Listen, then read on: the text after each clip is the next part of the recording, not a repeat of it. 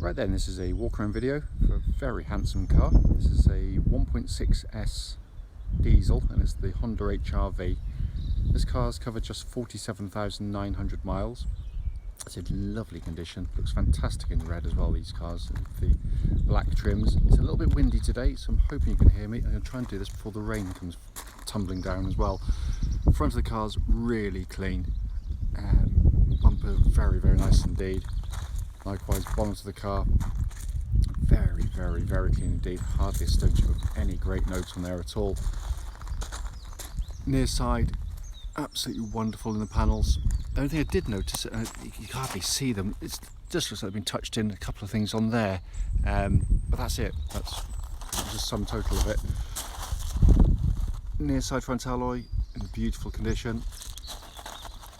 Panel work absolutely superb down the side of the car.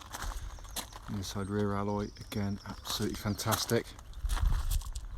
And then come around the back of the vehicle, all very clean and tidy.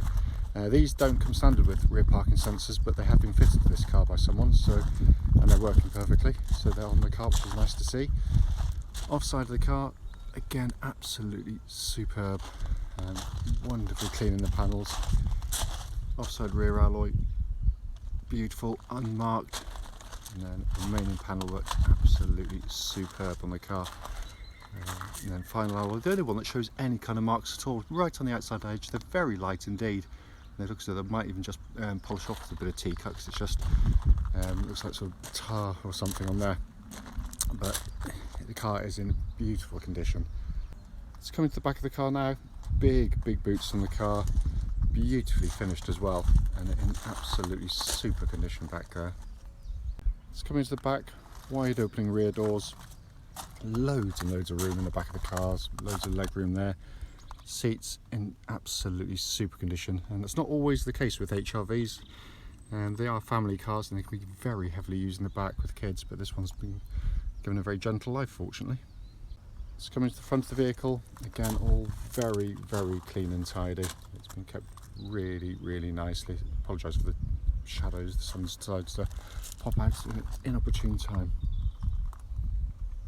Let's come into the front of the car, driver's door card, all absolutely superb. Apologise, I managed to knock the camera. Again, footwell area is all good, just obviously where the heel goes on the foot on the driver's mat there. Obviously you've got the sort of little bit of a hole sort of appeared. A new mat will get rid of that if you really want to, but it's got to show some signs of the wear, I'm sure. But it's absolutely super in there. So inside the car now, engine's running through this section so the dashboard can be seen illuminated. Dashboard looks pretty much as new. It's in absolutely beautiful condition. Really nicely styled dashboard, but as I said, kept absolutely wonderfully. Come across the main binnacle there. Hopefully you can see 47,974 miles. There are no warning lights on the dashboard at all while this engine's running.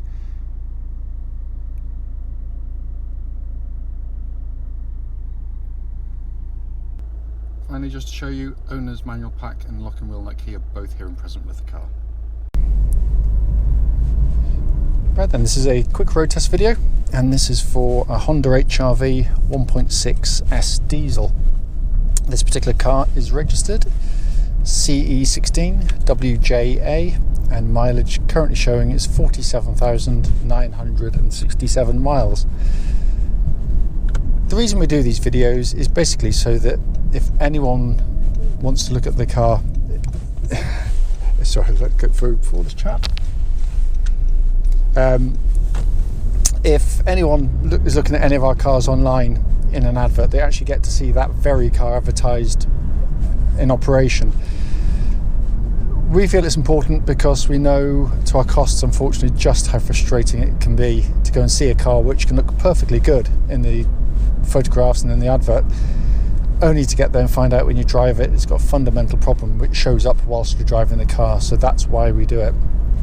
We also choose to do it on part of the road test route any prospective buyer would go on, and the reason for that is then hopefully it'd be representative of what you'd feel yourself should you be offered a test drive in the car. So coming to the car itself, as you'd expect from a Honda, turn the key, it starts absolutely instantly and settles to completely smooth, even idle. There are no warning lights on the dashboard at all relating to the engine or any other part of the car for that matter. The engines are simply brilliant. Diesels are predominantly bought for good reason, that's for economy of course, but that doesn't always come to fruition unfortunately when you drive them, because some cars can be very good on paper and in the advertising for the manufacturer, but when you drive it yourself it's sometimes very hard to achieve that economy. But with these engines, they are incredibly fuel efficient. I actually did a video on fuel economy on these things, and how relatively easy it is to attain really good figures from them. But it's also an engine that is lovely to use day in, day out. It's smooth and quiet in operation, only really aware that it's a diesel at the very lowest gears, which even Honda can't engineer out. But at all other times it's punchy in its power delivery, it's smooth and quiet. And of course, being a Honda engine, this is without doubt in its sector the most reliable and toughest engines out there. They are a very, very, very well engineered thing. Engine then feeds through clutch and into gearbox. Whoops, there's going to stop there. The clutch on the car, absolutely perfect. Bike pointer is exactly where it's meant to be, and it's lovely and smooth in operation. The gearbox is brilliant on these cars. It's really, really pleasant to use because it's so sporty in the way it feels. It's really short in throw. It's got a lovely actuation to it when you engage the gears, but it's just like kind of a click effect. It's really, really beautifully done, and it feels as tight as it would have done when it was new. I can't feel any wear in that at all. Steering on the car is again really lovely. It's fluid, it's positive, it's very accurate. It's set up to be slightly more dynamic than some cars, but without being unsettling. Some cars can be great on short test drives and be really darty and great, but then you find out in the long term they can become quite fidgety things. This strikes a perfect balance. It also tracks absolutely dead straight. There's no vibrations at all at this speed or any speed up to the legal limit, and as I said, just feels so tight on the road. Same goes for the suspension. Because when you go through corners like this one, I go through a little bit quicker than I would do it ordinarily. Hardly turn the wheel, really good body control, very little sort of pitching and diving going on with the vehicle. But the flip side to it is it's got a beautifully comfortable ride. I would say noticeably more comfortable than some of the models with lower profile wheels, because this rides so smoothly and very quietly as well, by the way. What I'm also doing on road test is just listening out as it hits bumps to see if there's any kind of sort of knockings or chatterings coming from underneath the vehicle, and there's nothing at all. It's all in fine fettle there. I'll give the brakes a bit of a shovel. I did earlier on the road test just there, but they are very good indeed. But just leave them a little bit later. Just give it a nice hard shove. Oops. Really, really powerful brakes on the car. And again, what I look for with brakes, as anyone should of course, is when you hit the brakes, they should be powerful, and these certainly are in that regard. But what I don't want to feel is any kind of sort of pulsing on the brake pedal or any vibrations, and there's nothing at all. It's absolutely perfect.